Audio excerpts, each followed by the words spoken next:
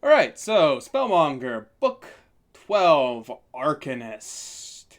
This is kind of the middle book in a kind of miniature trilogy, I guess you could call it. I don't know what it's going to be officially called, but in my head I've been calling it the Nemivorti Lord trilogy. It's just that there are three Nemivorts that are attacking County of the Mage Law, and this is the middle book in that. And as such, it does feel like the middle book in a trilogy. It doesn't really seem to have a definitive start and no real definitive end. There is an overarching story with the Nemivort attacking them, although I just finished the book 5 seconds ago and I could not tell you his name. He's implied to be a bit more competent than the last guy, though lacking in any real cleverness, I guess you would say. And it continues to paint the world of the Wilderlands with certain characters show up again. I do remember this guy, but he was part of, I think, Genic the Reach. I want to say he showed up in, High Mage? I could be wrong on that one though. Well, anyway, he's kind of a traveling minstrel who is very well known in these parts of the woods for being the kind of like the voice of the people and to be kind of a very good bard kind of character. And there are various other world building elements in here. This is a random thing I noticed, but mages needing apprentices and fitting the right apprentices with the right mages, and they just do it in a boring kind of bureaucratic way that actually makes sense. And there is a quip about I think there was a quip about not having a magical talking hat do it, which I thought was pretty funny. And we get to continue to develop Alia's recovery, and one of the things in which we use to do that is Min builds her a cheese or a creamery. I believe is the right word for making cheese, as she grew up around that sort of thing. So it's a familiar thing to her, and it allows her to have her own special little project. This naturally catches some divine attention. Bova, the goddess of cows, shows at one point, and she's very cow-like, I guess you would say. Or very much our interpretation of how we imagine cows to be, somewhat maternal, but also somewhat big. But speaking of gods, I guess we should bring up where did the name Arcanist come from? Well, Brigga demands that men get, quote, an Arcanist, and because she's a god of wisdom who sometimes needs to tell people to do exactly what they need to. But an Arcanist in this sense just refers to somebody who knows, I guess you could say that you're somebody who knows a little about a lot. There's somebody who can delve deeply into a certain subject for a while, but also knows a lot about another different subject for a while, and just generally understands a lot of little things and can piece that together into a more cohesive whole. It's a person who specializes in being unspecialized, I guess.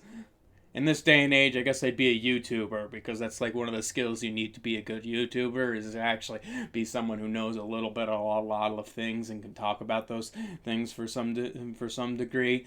I could stand to learn to do the second part a bit more, but I would say that knowing a little about a lot is something that people have consistently told me I'm like. So And there's a third goddess that shows up in this, the god of herbs and little things. One of the things she demands for a boon is to take care of the Tal Alan, because she is a goddess that naturally cares about things that grow that other people don't notice, that grows underneath everything else, not necessarily, not the canopy, but the forest floor. And the Tal very much fit into that, as they are fundamentally kind of the redheaded stepchildren of all the Elan. Most of them don't seem to care. Most of the other Elan don't really seem to care about the Tal so much, and they oftentimes seem to get overlooked. Draw whatever inferences you want. And it's interesting that a human goddess is the one that actually ends up caring about this sort of thing. One thing you can give about humans in this universe is that they tend to be a lot more individualistic. And despite what communist China would have you believe, the more individualistic a culture is, the more the more cultures tend to prioritize individuality and individual responsibility, the nicer people tend to be to one another.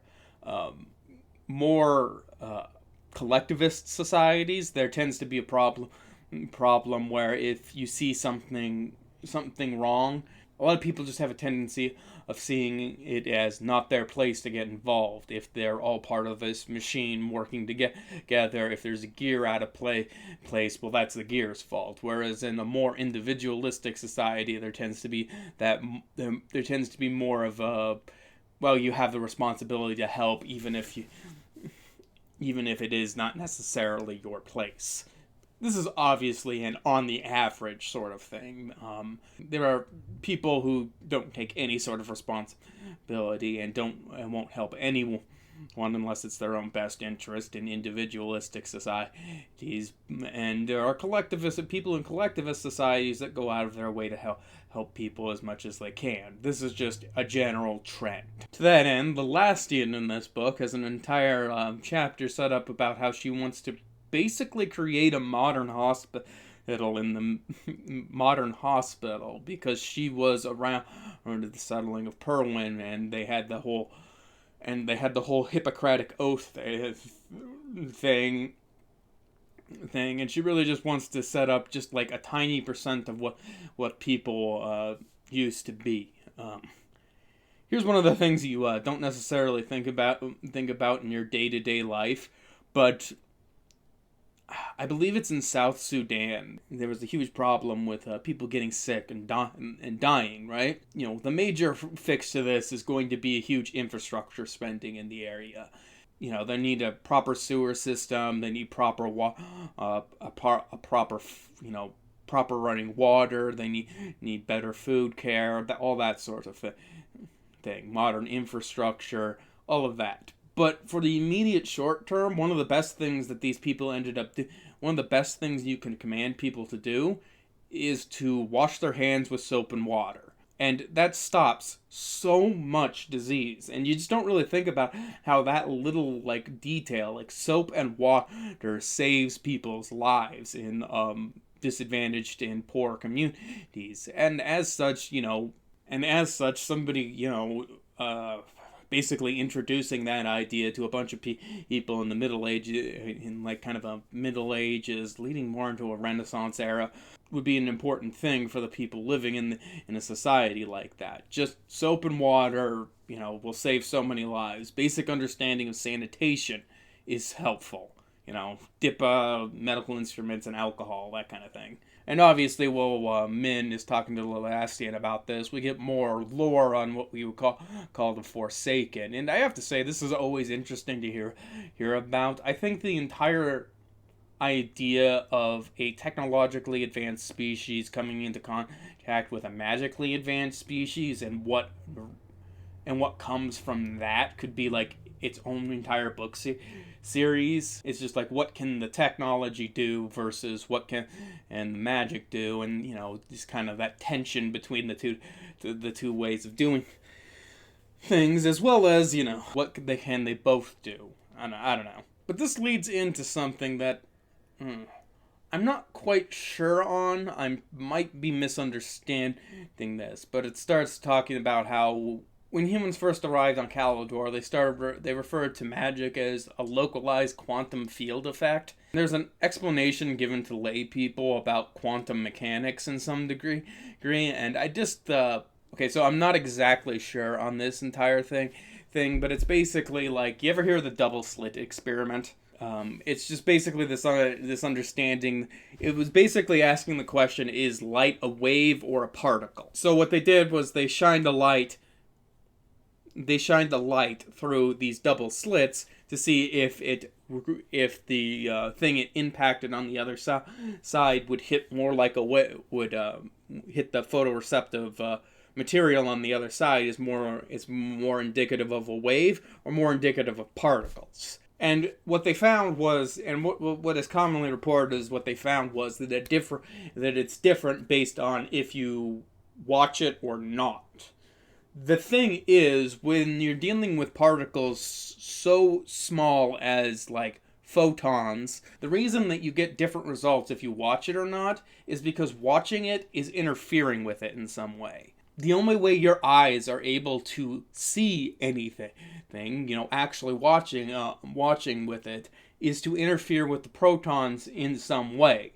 They bounce into the back of your eye, and then your brain interprets what you see. So the reason that in these double slit experiments that you saw different reactions based on if you were looking or not is that you were interacting with the experiment in some way. Because when you're dealing with particles this small, there's no way to observe them and not interact with them. To my understanding, that's why things in quantum physics and particle physics act so weird based on whether you're looking at them or not. It has nothing to do with whether or not consciousness is involved. It has everything to do with the fact that the only way to observe something this small, you have to interact with something that small. Though I could be completely mistaken about this sort of thing, as I am not a quantum physicist, and if you think you understand quantum physics, you probably don't. On the other hand, I think I can safely say that nobody understands quantum mechanics.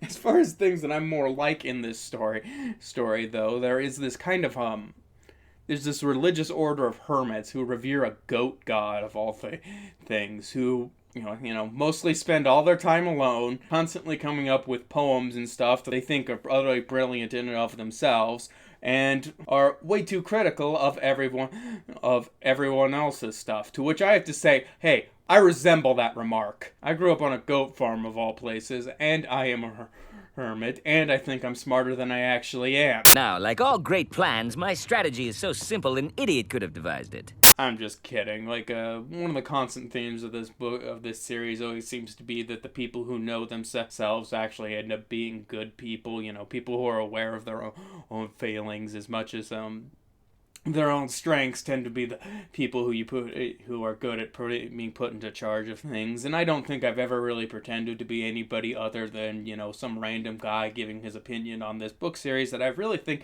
should be talked about more. And if you've looked at my channel, you'll always find that that's basically my intention. People need to talk about this more because I'm not doing it as well as other people probably could. I tend to run into a problem of the words in the bottom of my skull run into the words in the back of my mouth, if that makes any sort of sense. But yeah, less personal introspection and more onto the actual book.